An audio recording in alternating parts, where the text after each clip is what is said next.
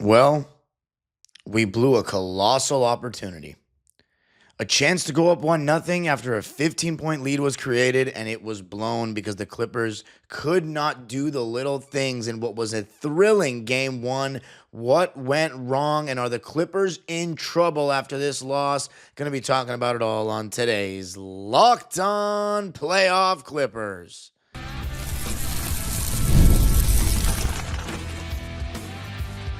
You are Locked On Clippers, your daily Los Angeles Clippers podcast. Part of the Locked On Podcast Network, your team every day.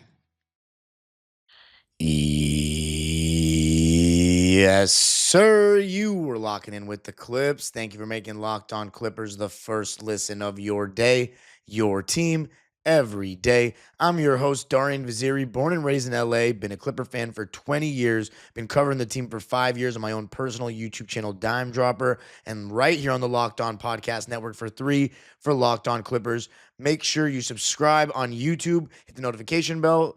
You can listen wherever you get your podcasts. And of course, we got a newsletter. You can sign up at lockedondaily.com. That is written by yours truly. And this episode is brought to you by FanDuel, America's #1 sportsbook. Head over to fanduel.com and claim your $250 in bonus bets today. Oh, Clipper Nation. You know, if you're wondering, I wanted to make sure, because this is the playoffs, that I didn't just rush an episode out. I rewatched the game. I took thorough notes because I was watching the game at the viewing party, which was awesome, by the way. If you can make it to game twos, come. It's so fun watching with all the Clipper fans in the plaza. I have a video of it on my Dime Dropper channel, and I interviewed fans after the game. So if you want to see what other fans were saying, go check that out. But it was really cool, but I got to rewatch the game, right? I got to see it again. And I saw some things much clearer when I watched it the second time without being in a crowd, without the adrenaline, you know what I mean? And man, I have to say, it is a privilege to be in playoff basketball. I was rewatching the game, and I remember watching the first quarterback, and I was like, I had so much adrenaline watching that because playoff basketball, it felt like fourth quarter intensity from me watching it in the first quarter in real time, which just shows you how special it is. But what a really tough loss this was. And I mean, this was a bad loss. I'm not wavering for my Clippers in 6 pick. I am not wavering. If you want to know a takeaway right here, is that I'm not wavering for my Clippers in 6 pick, but we might have just made the series so much tougher by not winning that game because it was there for the taking. The Nuggets missed, and there were some things that went their way, but they did not play great either. Jokic missed some bunnies around the basket. Murray missed some wide open mid-ranges where we left him open, I do not think by design.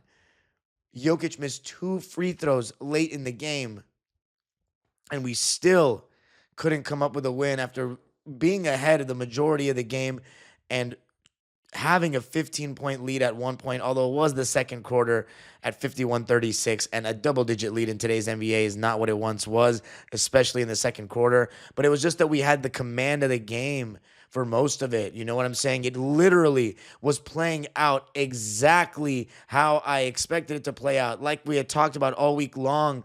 You know, Jokic on Zubac, Christian Brown on James Harden, Aaron Gordon and MPJ to start the game split their time on Kawhi Leonard and Chris Dunn. And then you had Jamal Murray on Norman Powell. And then on our side, as we expected, Zubac on Jokic. And Chris Dunn on Jamal Murray. But we had Norman Powell on Christian Brown and James Harden on Aaron Gordon. I said there was a chance that we could go to that because of the size and strength of it, but it ended up being costly on the boards later in the game, having James Harden on Aaron Gordon, and then Kawhi on Michael Porter Jr. And Michael Porter Jr. was so invisible in this game that he was phased out and wasn't even included in the closing lineup for the Denver Nuggets. That was Russell Westbrook, who I'll talk about later, and the way he impacted the game. But to me, it's the little things that lost us this game. And then I'm going to be talking about the major individual performances that I thought were lacking. And then a problem I think we have in closing games potentially. But so much of this game was exactly what I expected. We knew the matchups they're going to throw at us. We knew that the hardest action that we have for them to guard is the James Harden Zubac high pick and roll. To start the game, they were doing exactly what I said they were going to do and that we have seen Jokic do before against the Clippers over the years, which is throwing him onto the level of the screen and essentially blitzing or doubling James Harden. Not really a blitz. They throw him onto the level of the screen, and then he tries to rotate back. Jokic does. And we were crushing them with this. Jokic was showing how much improvement he's made in the short roll. Chris Dunn hit an early corner three. He cut to the basket for a layup. And then they switched to drop coverage, and Zoo was cooking. Harden was getting red carpet runs to the rim. And let me just say this. Their point of attack defense isn't great, but for how generational of a player I think Jokic is, and I talked about how his defense in pick and roll isn't great, in that first half, he was offering zero resistance at all. It was like nobody was even there. One screen, if the point of attack is not doing an excellent job, rim run. And if Harden misses, Zubac is getting the offensive rebound. I mean, Zoo was dominating early on. He had 8 quick points, and he was doing it in so many different ways. James Harden had a 15-point first quarter. The Nuggets did have a 10-0 run to respond to like our early punch, but we had a very good first quarter. We were up 35-27 after one. James Harden hit that shot late. And when Joker went, by the way, I was wondering, are we going to go small with Joker in the game? And we did. I don't think it ended up being too costly, but it started, we did it in the first half and portions of the second half. But when Joker went out in the first half, we went with that small ball lineup with Ben Simmons. We did not see Amir Coffey in this game, so we went 9 deep. They only went 8 deep. Peyton Watson, Russell Westbrook, Jalen Pickett, really 7 deep because Pickett only played 5 minutes. We went 9 deep with Bogey, Ben Simmons, Derrick Jones Jr., and Nico Batum. But the peak of the game for us was second quarter, letting Russell Westbrook shoot. We didn't fully take advantage of the non-Joker minutes in the first half for my liking, but the first quarter was a Harden Zoo quarter. Second quarter was Kawhi, beginning that quarter with his own lineup, starting to get going. And then Nico and Derrick Jones Jr. coming off the bench. Great shot contests. Derrick Jones Jr. pinning Russell Westbrook, Nico Batum getting offensive rebounds, Ben Simmons pushing the pace a bit, and Kawhi Leonard had 12 points in the second quarter, getting in transition, getting into his mid-range. We had 34 paint points out of 51 total points when we were up 51-36. Everything's rolling on all cylinders. The Nuggets look like they can't guard us at all. We have more resistance for what they're going to do. And as far as our defensive strategies, sometimes I think they watch this show, the coaching staff, but other times I just think I see the same things that they're seeing. But we had Jokic dropping with the pick and roll, and I think our pick and rolls was fine. Our pick and roll defense and drop when Jokic was rolling to the basket, but there is still, and there's a reason why I couldn't come up with a solution to it. There is no concrete good answer for how we guard the Jokic Murray pick and pop. There's no concrete answer because what we were doing sometimes was switching, and that would leave Chris Dunn or whoever on Jokic, and then we double Jokic, and he would just make one pass, and doubling him in the middle of the floor, and he would just make one pass to either Gordon, Brown, or Westbrook to be wide open. I thought that was a bad strategy, honestly. I thought that and then when we left him alone on the switch, it felt pretty easy for Jokic to score on the likes of Chris Dunn, although one time Chris Dunn did get a stop. But I don't know. There's no clear-cut solution. And then the other thing I said, drop with Zoo and then have someone rotate and swing. We did that later in the game at times, but I don't know. I really don't know. We didn't throw a steady diet of anything at them really with that action, but nothing necessarily worked. So maybe we should try something different. I mean, there are possibilities I can think of. We'll talk about that on the Monday show, but that action is tough to guard. However, we still have more resistance guarding whatever that they have than they have for us. We do. We have more defensive resistance because we have better defensive personnel.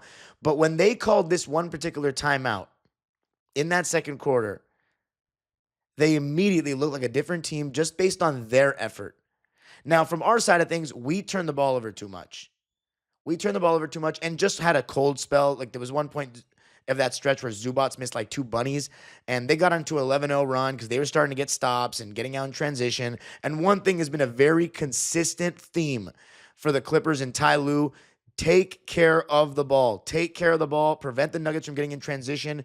Well, we failed at that. We committed 20 turnovers to their 11, and they had 29 points off of our turnovers. So if you want to look at one of the biggest reasons we lost the game, we did not do something that was very, very, very emphasized in our game plan, which was to take care of the ball. We didn't do a good enough job of that. 20 turnovers, and it started in that second quarter where we had 7 turnovers in the quarter. That led to an 11-0 run for Denver, and one of the ways we were starting to get those turnovers were when Kawhi ISO'd, he did not get rid of the ball quickly enough, and we need to space the floor better, making his passing options more visible when he's getting double teamed. That's been a theme throughout the season since Kawhi's been back.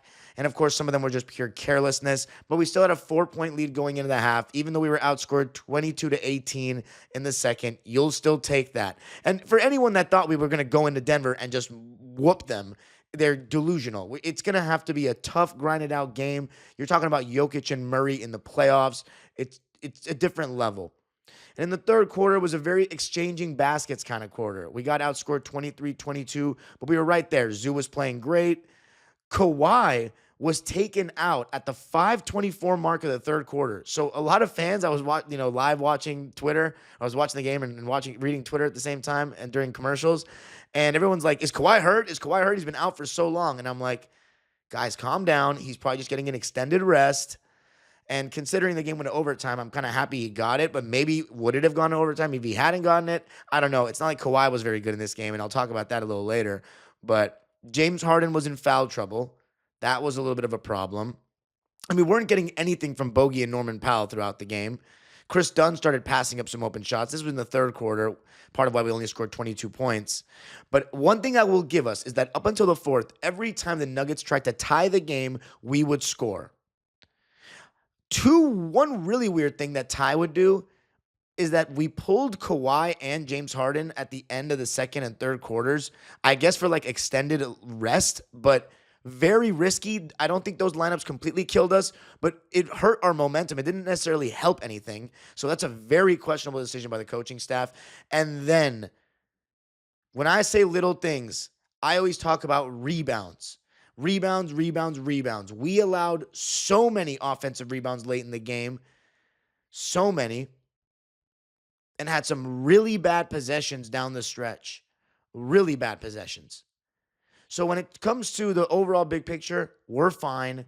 I still got Clippers in 6. But it makes game 2 kind of a must-win because when you lose a game like that, where you have it, it's right there. You have Jokic missing free throws. I get it. They shot more free throws than us. I don't think we got a great whistle. I'm not going to make excuses, though. Harden didn't get many calls. You know, there were sometimes it looked like he got fouled on like that landing space 3 with Pickett. But again, sometimes Harden looks for the call and it's playoff basketball. He's not going to get it. It's been a theme of his entire career.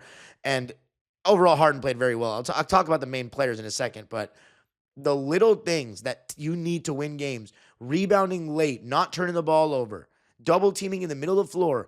I mean, I don't know if that's a scheme thing or not. We'll talk about that in a sec, but it was right there.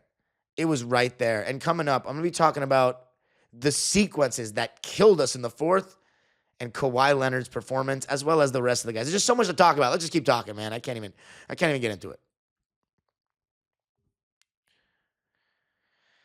I got to tell you a little something about DoorDash. NBA fans, you know what time it is. Playoff season means big performances and even bigger rewards. DoorDash is bringing the heat with a slam dunk deal for Dash Pass members during the 2025 NBA playoffs. I'm excited because I have Dash Pass. It's called They Swoosh, You Score. Anytime a player drops 50 or more points in a playoff game, Dash Pass members score a free 3-piece crispy tenders combo from Wingstop the very next day. Just place an order of $20 or more. Use the code WINGSTOP50 at checkout, and that combo is yours. Crispy, delicious, and totally free. Offer valid noon to midnight the day after the game. Terms apply. I'm excited because there's so many times where I'm like watching a game and I don't want to leave the house to get food because I'm not trying to miss anything. And it's always, I can never go and come back in time for the second half to start if I leave during halftime. So Dash Pass and DoorDash is so clutch for me. So here's the play. Sign up for Dash Pass to unlock this and more exclusive deals all season long. When any player scores 50 plus in a playoff game, Dash Pass members can grab a free three-piece crispy tenders combo from Wingstop the next day with a $20 plus order and code Wingstop50. That's Dash Pass, your door to more savings, more flavor, and more ways to win.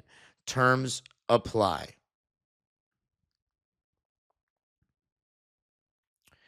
All right, Clipper Nation. We lost game one, 112 to 110 in overtime to the Denver Nuggets. Now, before I start getting into my passionate rant and bag, I need you to understand that I still think we're going to win this series.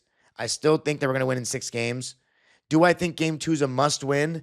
Kind of, because I don't think this is a situation where, 4 years ago we came back from 2-0 down twice in a row. This is the Denver Nuggets. This is Jokic. This is Murray. This is the team that won a championship 2 years ago with this core. 4 of the same starters. I know they fired Malone, but I don't think we're going to be so fortunate. And we had home court. If we had not played game 7 at Staples Center that year, I do not know if we would have won. Against Dallas, I'm talking about. This is not going to be as easy. We need to win game 2, in my opinion. And we can. We got to clean some things up, including these. So the fourth quarter, I personally think, and I was saying this, we weren't perfect, going into the fourth. Kawhi was not aggressive enough. Norman Powell was not making shots. James Harden had a great first quarter, but he had kind of quieted down.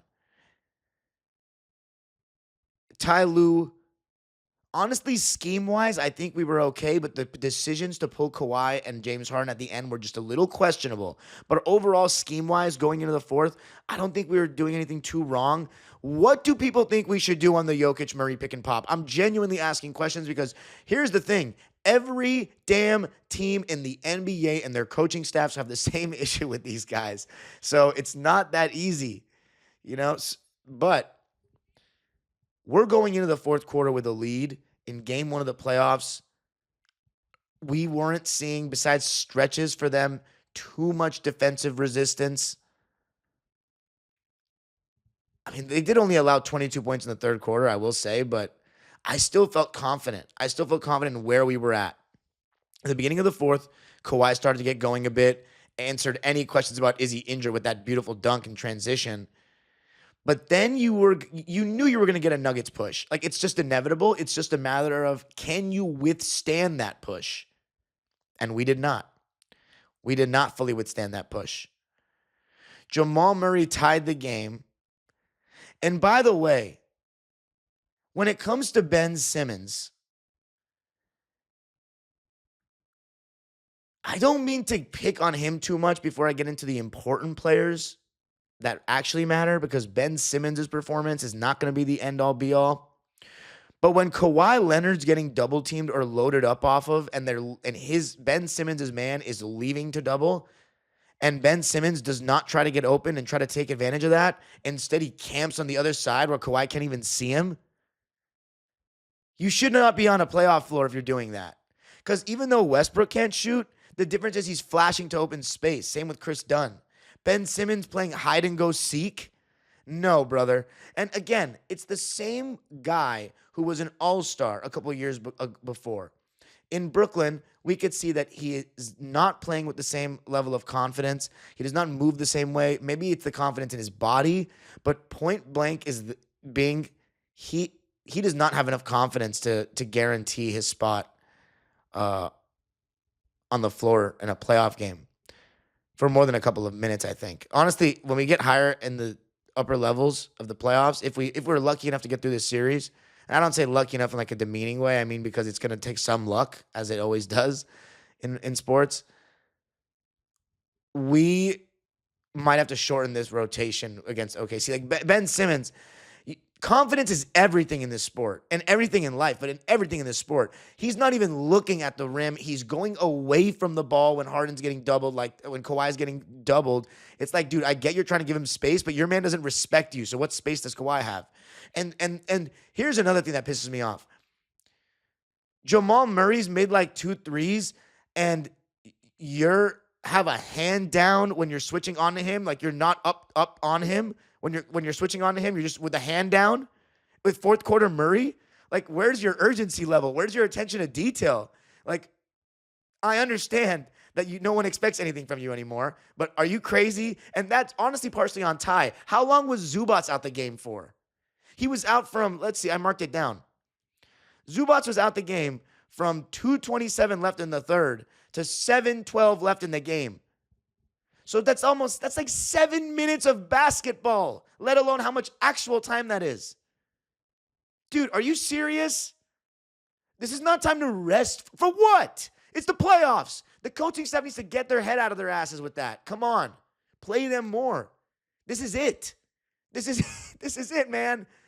Like, but anyway, even despite that, we go up 87-81. But here's where the sequence of when it started getting shaky for me happened. First, James Harden lost sight of Christian Brown, who got a layup, made it a 1-point game. And then we got into a pick and roll a little too fast, in my opinion. We were still winning. We should have managed time and score a little better. Harden goes too fast. I think he got bumped a little bit, but he lost the ball. Again, I've never said this on the show, but I truly have always believed that Harden has one of the best handles in NBA history. No excuse. He lost the ball. Then Derrick Jones Jr. goes underneath the screen, although Jokic did push him in the back. They didn't call anything. Derrick Jones Jr. By the way, Aaron Gordon was allowed to be way more physical with Kawhi off ball than we were allowed to be with them. I just thought that was something to point out. Again, I'm not trying to make excuses. I never talk about officials on this show, as everybody knows, but I thought they got a home-centric whistle, but that's okay. And I'm not going to be say that, because they shot 27 free throws to our 16, like, it's free throw disparity is not the only indicator of calls. I'm basing it on my eye test. And I thought, am I just watching this with Clipper fans is why I think this, but there were some other people that were fans of other teams that were saying you guys got a bad whistle. But here's the thing. We're on the road. It's the playoffs. It's going to happen.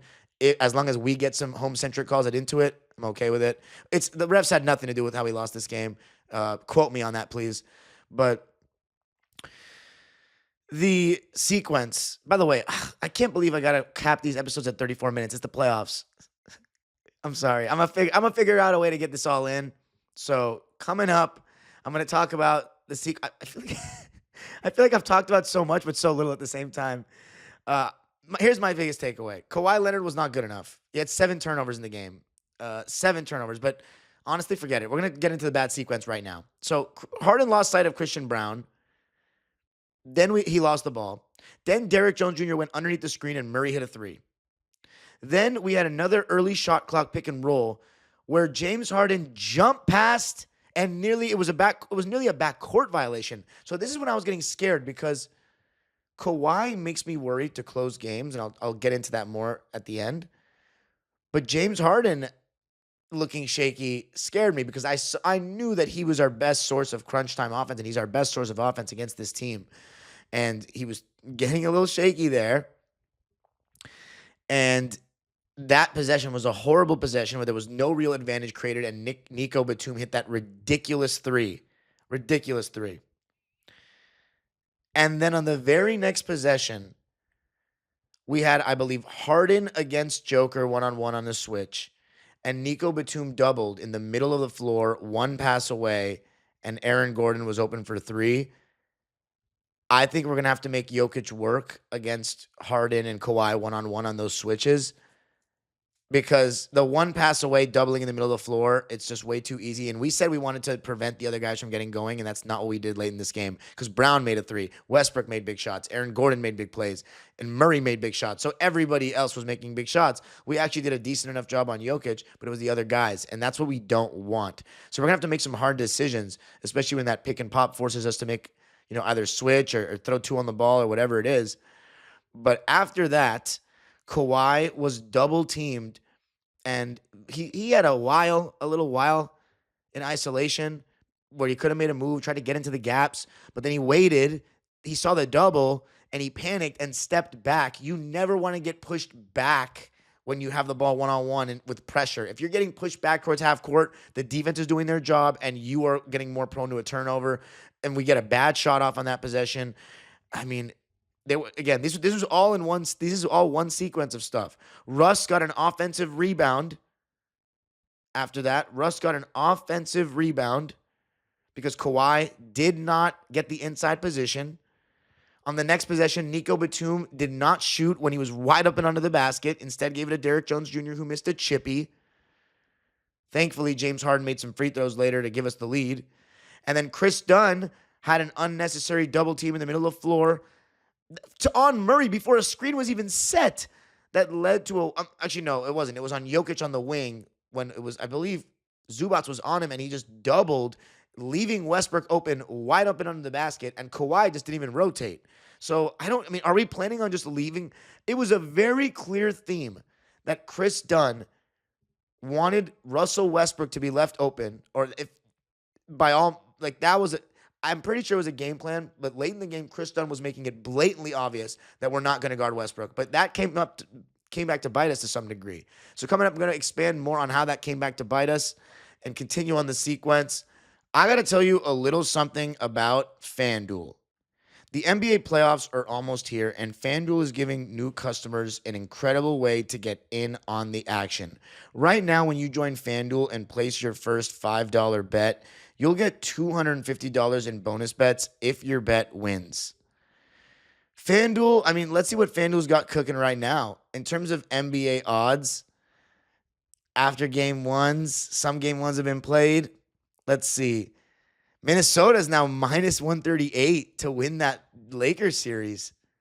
Wow. And then let's see, the Golden State Warriors are minus 168. If you're betting on Houston, going with the regular season love, that's not bad. They're plus 142 to win the series. Just don't miss out. Head on over to FanDuel.com and claim your $250 in bonus bets today. That's FanDuel.com. All right. So, to continue on some of these sequences late in the game, Russ got the offensive rebound and scored. That made it a 93-92 game. Harden's free throws made it 94-93. The Dunn unnecessary double led to a Westbrook layup. That made it 95-94. And then we had Kawhi isolating against Christian Brown, which again backs up, didn't get into the gaps, takes a contested three. At this point, I was starting to think, we've seen this movie before with Kawhi. Before this season, I'm talking about in the last couple of years, where late in games, for some reason, he gets very dribble happy. It's like all his weaknesses as a basketball player come out. He gets very dribble happy. He doesn't attack space quickly enough, so he takes too long, which invites the double. And when teams load up, I don't know, he doesn't have the same burst that he has early in the game, so he's taking longer jumpers than he normally takes, it feels like, where he's got to dribble more, like taking 15, 18-footers off of 5, 6 dribbles as opposed to 12-footers, 1 to 2 dribbles, pull up. And guys are open. You're seeing his lack of, court awareness. I think for an all-time great small forward, he and Kevin Durant in particular, their passing is not very good. They'll make the occasional really great pass where you're like, man, they're an underrated passer. But it's the passes that they don't see and they don't make. Kawhi Leonard, his processing time is too slow. He doesn't get rid of the ball fast enough. And it makes me think, and this is part of why I wanted Paul George to get the last shot at times when we had him over Kawhi, because it was so easy for him to get clean looks off. But late in games, I wanted Kawhi with the ball because he's just such a better decision maker than Paul George. But in Harden's case, he seems like he has fresher legs at the end of games. He's the better passer by far. It essentially, I think we're going through a kind of like an identity crisis where we don't know the answer because we haven't had enough of a sample size in the regular season with Kawhi healthy. But what's our late game offense? Is it going to be Harden, Zoo pick and roll, or is it going to be Kawhi isolation? Because while both are efficient options, late in games, it feels like Kawhi isolation is not as efficient of an option. And Kawhi's our guy. So it's kind of weird.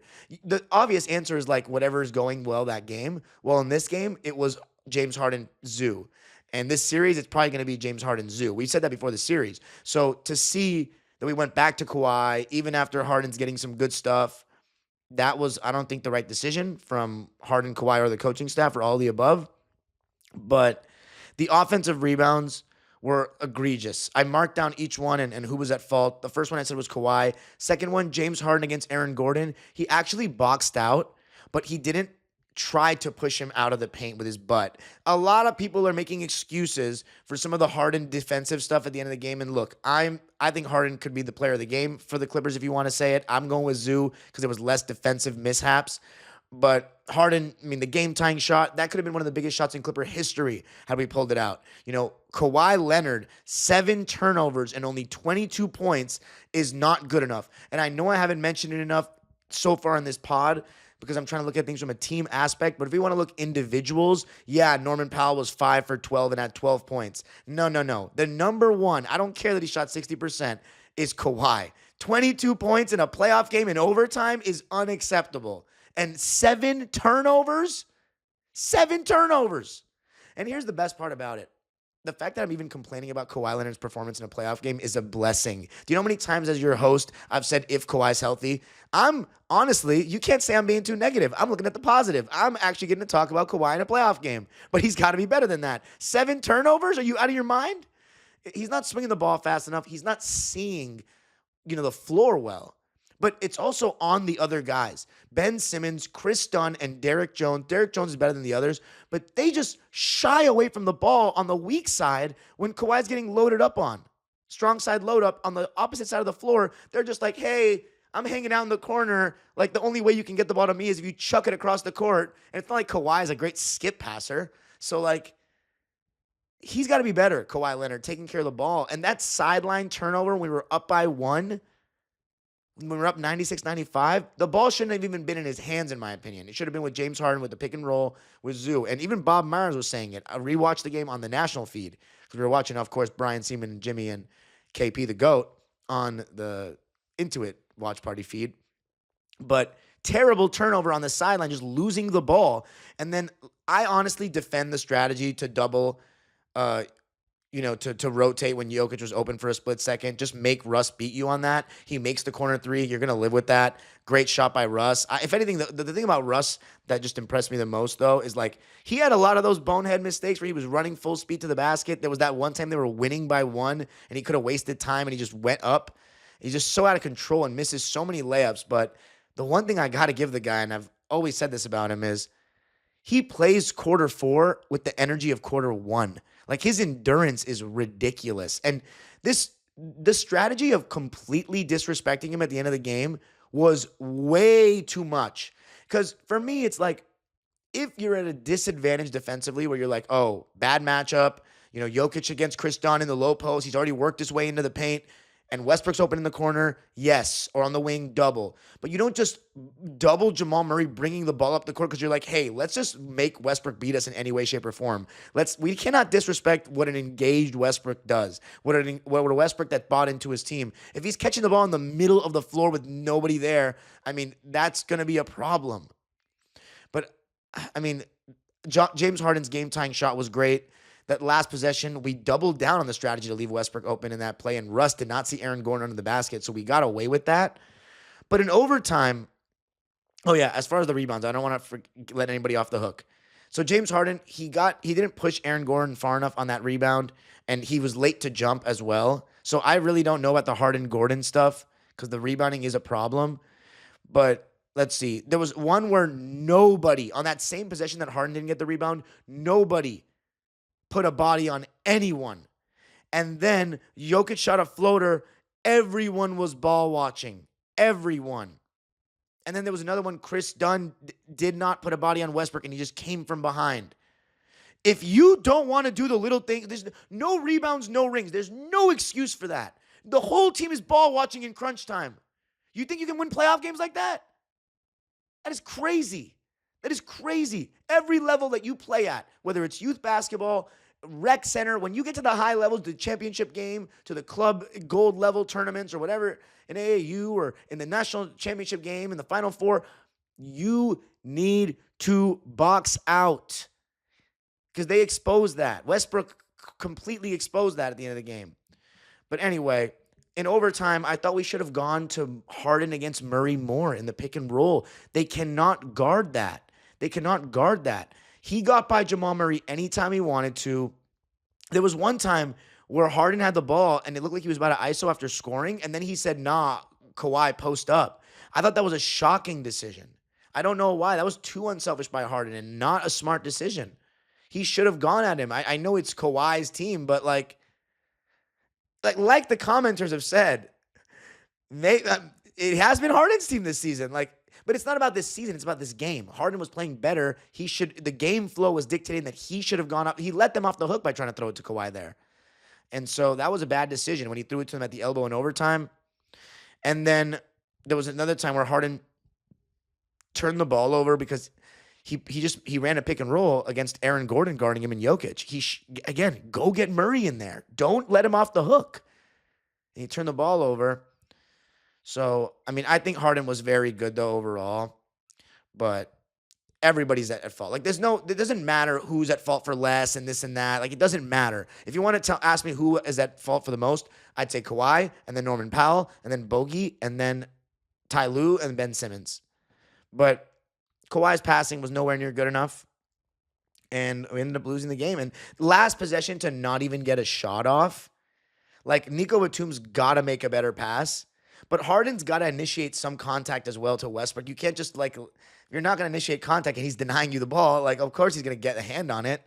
So it's both. Nico's got to throw a better pass. Harden's got to be, I don't give me the excuse that he's afraid to get fouled out. There were some moments where he didn't contest at the rim, and I excused it. I was like, okay, he would, if he swipes, if he gets his body in front, it might be a foul. But there were other times when he's losing sight of his man, not boxing out. That has nothing to do with fouls. You know what I'm saying? Unless you're doing something illegal, has nothing to do with fouls. There was one time when he got blown by Aaron Gordon in overtime, and he reached. So you can't say that he's trying to avoid fouls when he's reaching.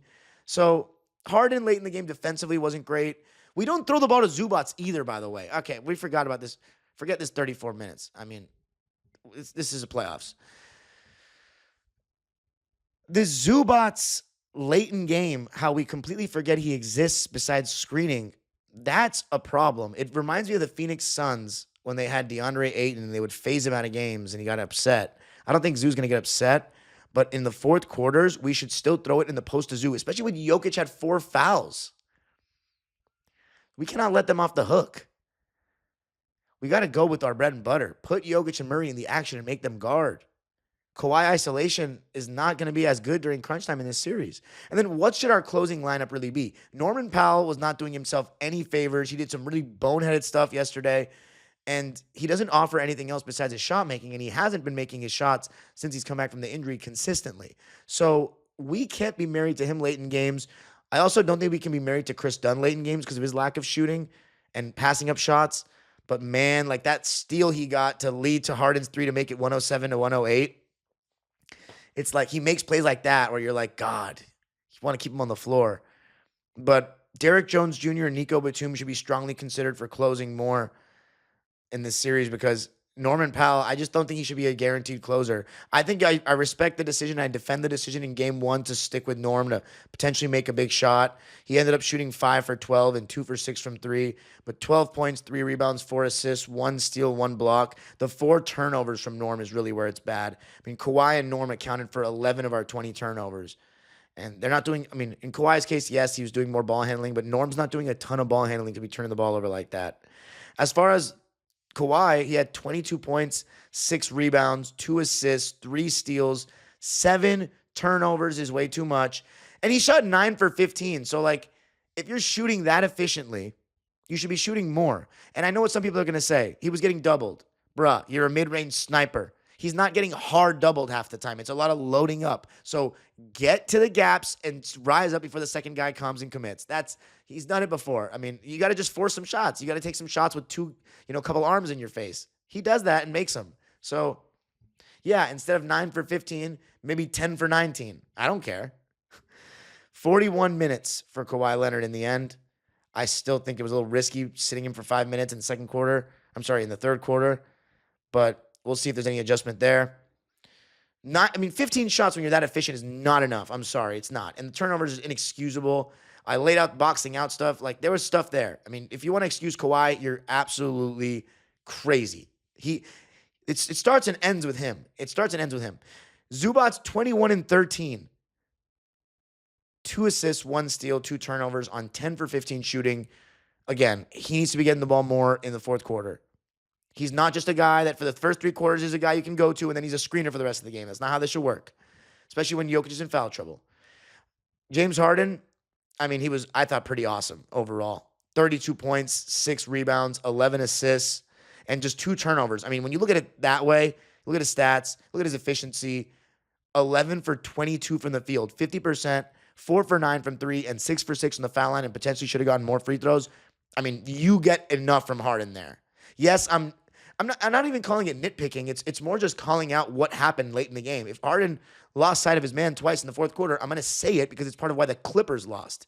It's not because I'm trying to pick on Harden. Because I know his comment and fanboys are going to be emotional in the comments, but I think Harden was our best player, him or Zoo. I said Zoo because of lack of less defensive stuff. But Harden offensively, I mean, there are things that we need to honestly spend. I can't believe I'm saying this because in D'Antoni, when he was with Harden, was with D'Antoni, I'm like, it's too much just high pick and roll. There's no diversity.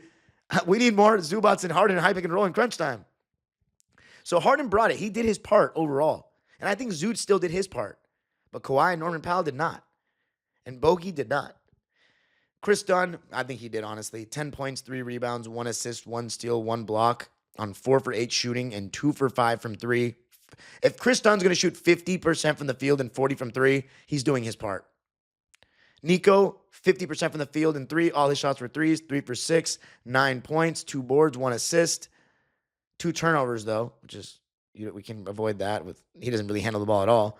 Played 24 minutes, so I did say, he's going to get more minutes, and I liked what I saw. Derek Jones Jr., 4 points, 4 rebounds, 1 steal, 2 blocks. No turnovers on 1 for 4 shooting and 0 for 1 from 3. He missed a chippy, but other than that, I thought he was pretty good.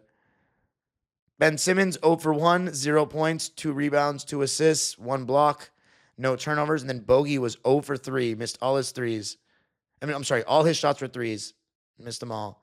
He had 5 rebounds, though, and 2 assists, but he had 3 turnovers, so nothing from Bogey. Bogey did not score a point. We got 13 points off our bench, and Westbrook had 15 by himself.